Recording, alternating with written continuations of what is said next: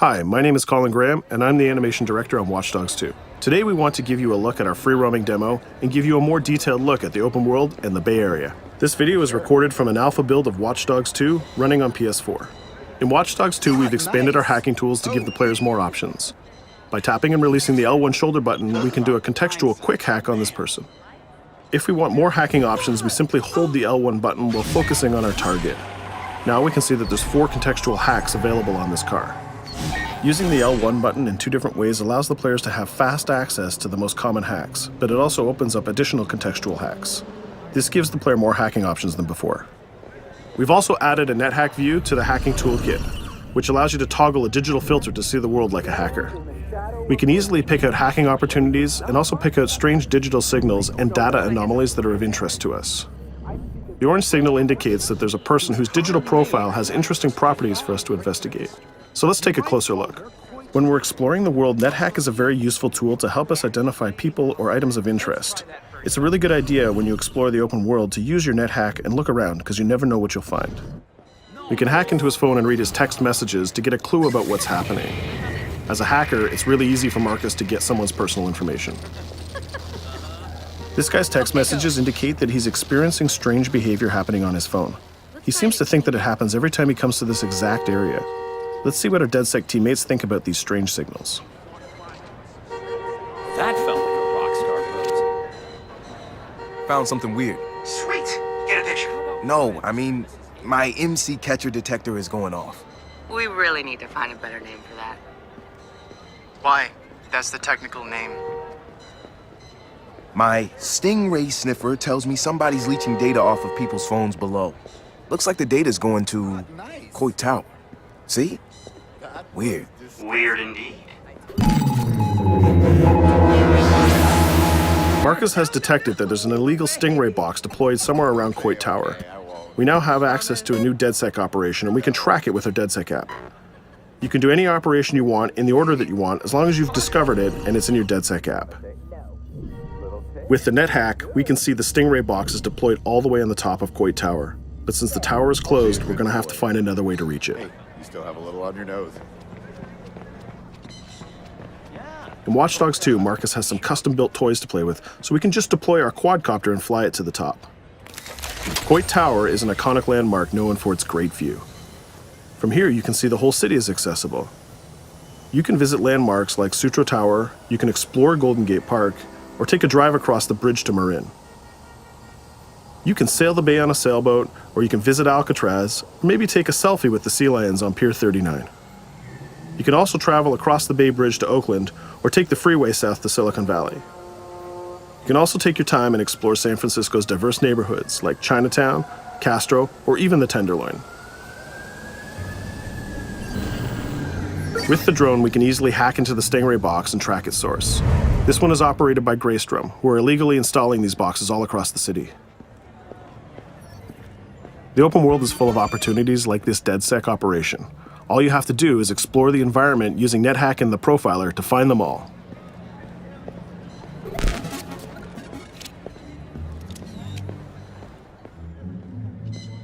There we go. This one has a breadcrumb trail I can follow.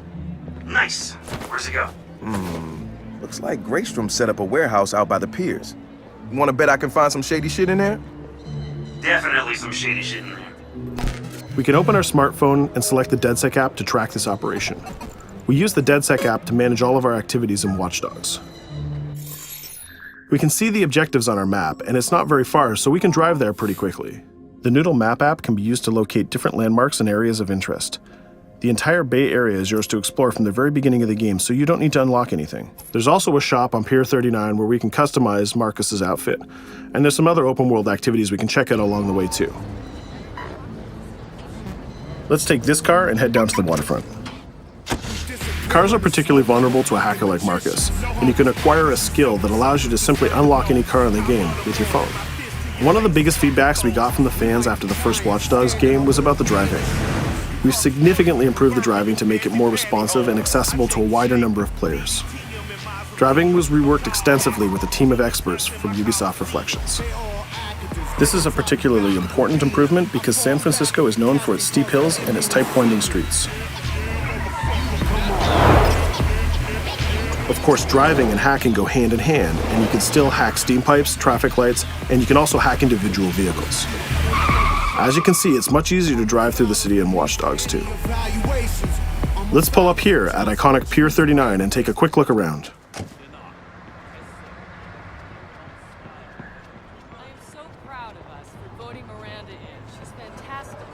Up ahead is a clothing store, so let's go give Marcus a new look. Each clothing store has the style of the people who live in that area, so as you travel around the world, you can start to build a wardrobe that's as diverse as San Francisco itself.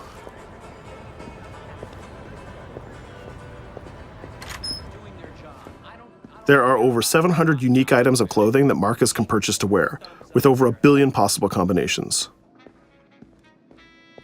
We can go into the fitting room menu and browse a selection of items found in the store.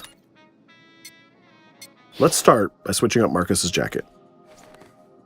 Each item of clothing in the shop is handcrafted to fit Marcus's overall look. You can mix and match any pieces of clothing you want. You can change your hat, glasses, face mask, bag, shirt, pants, and shoes. There's some nice normcore hoodies in here, but I think we should go with the shirt with the giant skull on it. Let's take a look at what we got for shoes. Since people who come to Pier 39 are often tourists, we have styles of shoes that they would buy. We can go with these comfortable gator shoes, or maybe some open-toe sandals. Or if you really want to make a statement, you can buy the awkward socks and sandals combo.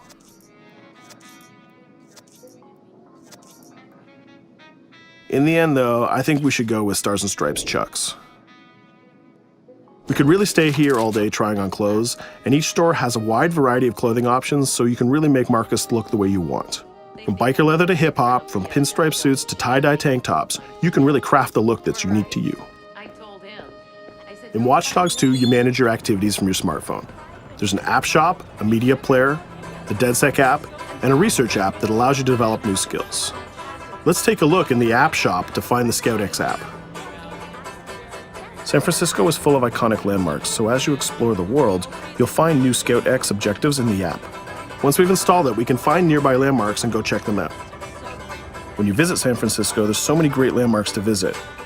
The ScoutX app will be like your tour guide in Watch Dogs 2. We're right near the crab statue on Pier 39, so let's go to that one right now.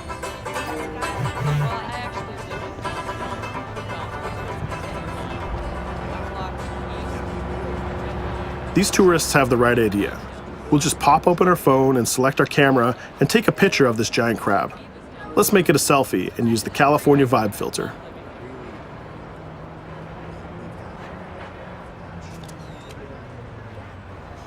What's that? Uploading the photos to the ScoutX app will give you more followers, and you'll need those followers to progress through the game. So we had a look around and we bought some new clothes, but let's get back on track and head to that next pier, and we'll take care of that stolen data at the Greystrom site.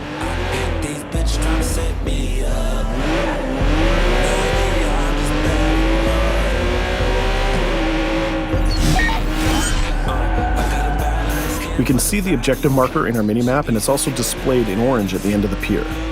Let's park our car past the scissor lift and go scout the place on foot. Operations in Watch Dogs 2 are almost always a free approach, so you can go after the objective from any direction. Let's start by getting into cover and scouting our enemies and see if we can spot the objective. From there, we can make a plan of attack. We can launch our drone and scout the area. We can use our NetHack view to see that there are guards patrolling the rooftop, and the objective is in a small office. There are also some civilian workers that might notice us, so we need to avoid them too. In the NetHack view, we can see that the door is electronically locked, but it can be bypassed by a junction box on the lower level. The connection is shown in a red line. Unfortunately, that box is protected by an armed guard and an attack dog. So we'll probably have trouble if we try to sneak past the dog in person, but luckily Marcus has another toy, which is the RC jumper. This little guy is small and much harder for enemies to detect. The RC jumper is another DedSec gadget that gives Marcus a different way to approach obstacles in the layout. The RC jumper has this cool little robotic arm that's been hacked into the body. This allows him to physically interact with objects and allows Marcus to stay safely hidden. Now the junction box is unlocked and we can open the door upstairs. We can hack that scissor lift that we passed on the way in and reach the rooftop.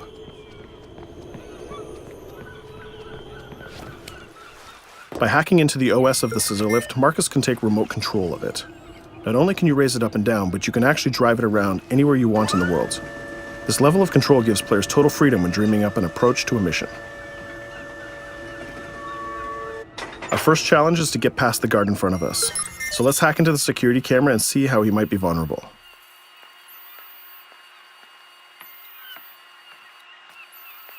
There's an industrial air conditioner unit that we can hack. We can set it to explode when the guard comes close, and we can hack it to attract the guard with a strange noise. The guard will go investigate the noise and walk straight into the trap we set. Shit. Does anyone know first aid?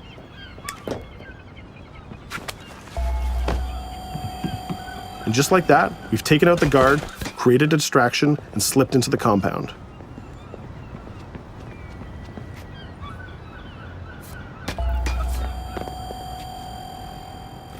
A more direct way to neutralize a guard is to use the non-lethal stun gun. Marcus has an array of non-lethal tools and techniques, and you can complete the entire game without actually killing a single enemy. Since we already unlocked this door with our RC jumper, we can just quick hack it to open it. Now we're in the room, we just need to install one of our custom DedSec boxes into this Bloom terminal, and we've completed our final objective. All that's left to do now is escape undetected. Each operation we undertake will give us more followers. More followers will allow you to take on even bigger operations.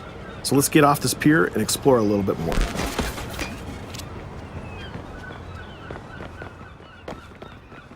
Tell me you fucked up their hardware? I left an expensive little present in their system, and they're going to pay for it. Damn, you sound like Jimmy Siska. Hell yeah!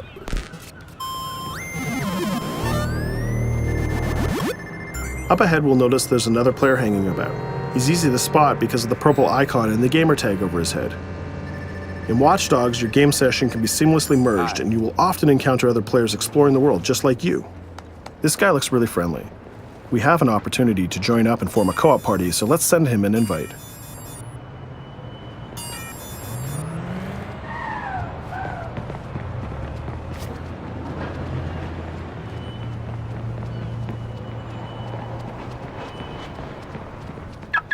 Now that we're joined in a session, we can complete co-op missions together and take on even bigger and tougher targets. 2 hackers are better than 1.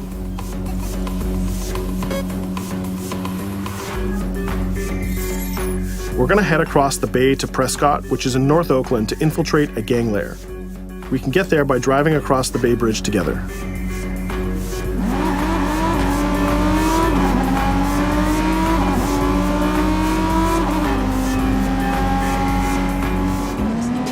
All right, we can see that we're in a much different neighborhood than before. This is Prescott, a subdistrict of North Oakland, and the location of our next co-op operation. With our partner, we can go together and activate this mission.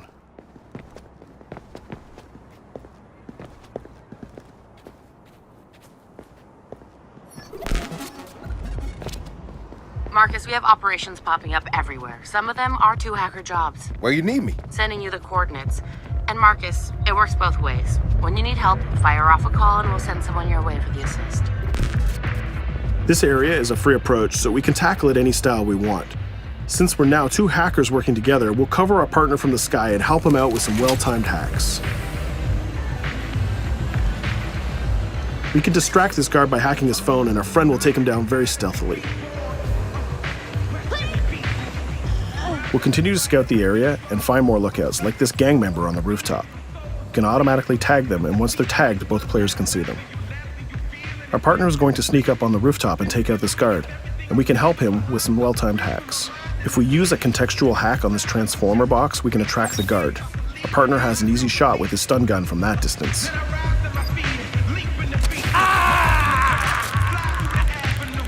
Using the NetHack view again, we can see that there's a lockbox connected by red connection lines to a room on the other side of the compound. Inside this room, we see our 2 targets meeting up, and it's a perfect place to take them down simultaneously. We need to get that box unlocked and get into that room. As we continue to scout this area, we can see this compound has a lot more guards than the last one, and they look very heavily armed. We'll need to take care of these guards if we get detected. There's also a car parked in the garage, so we might need that to escape later. Let's go back to our friend and get him to disable that junction box so we can unlock the door to our target. The drone has a lot of flexibility and it's small and hard to detect, but the trade-off is that you can't physically interact with objects like this junction box. But it's not a problem for our man on the ground to do that for us. The signal lines have changed from red to blue, so now we know that we can open the doors and get to our targets. Scouting phase is done, so let's get up on that rooftop with our partner and get close enough to neutralize these enemies. We can hack these junction boxes and set a proximity trigger on them. They'll explode if an enemy passes through them, but they won't be triggered if we pass through them ourselves. We can also deploy electroshock mines from our inventory, and they're fully hackable too. It's a good idea to leave traps for your enemies in case they try to flank you. Our partner is camped out by the door ready to rush into the room, but we're going to create a distraction first. We'll get into position behind these crates, and this time we'll launch our RC jumper. Once our partner opens the door, we'll zip in and create a distraction.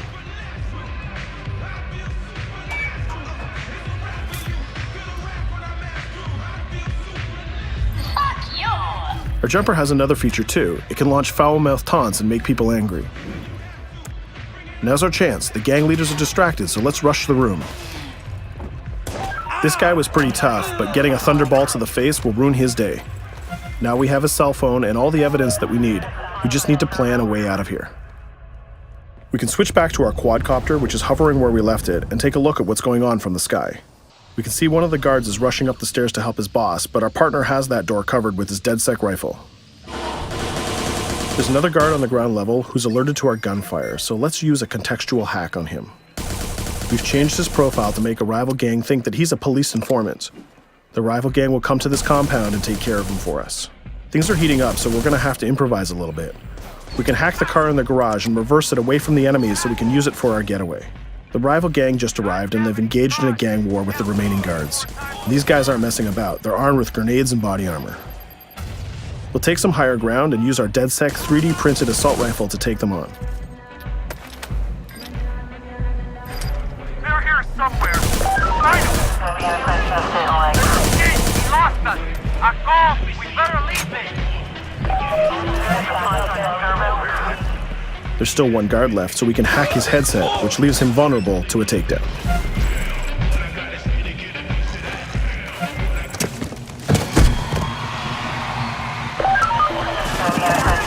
Let's take our stolen ride and get out of here before cops show up. And just like that, we're home free. We took down both gang leaders, we got the evidence we needed, and we triggered a gang war, and we escaped without getting killed. That's teamwork. 2 hackers and 1 successful DedSec operation. Let's take a minute to talk about a brand new multiplayer PvP event called Online Bounty. When the player commits a crime, the police will respond and pursue the player until he can escape from the police. We call that the felony system. While you're in the felony, a bounty event can occur. A bounty event allows up to 3 other online players to join the pursuit and try to kill the player for as long as the felony lasts. As the target player of the bounty, your objective is to evade the felony and the pursuing players. Rewards are given for neutralizing the hunters. And the objective of the hunters is to neutralize the target player. Bounty is a seamless PvP event that's triggered by your player style and how you interact with the police. If you are the type of player who's always in conflict with police, you'll have a higher chance of having a bounty placed on you. But if you can neutralize the hunters, you'll get additional rewards. I hope you've enjoyed our walkthrough of the open world of Watch Dogs 2, and I hope to see you online November 15th.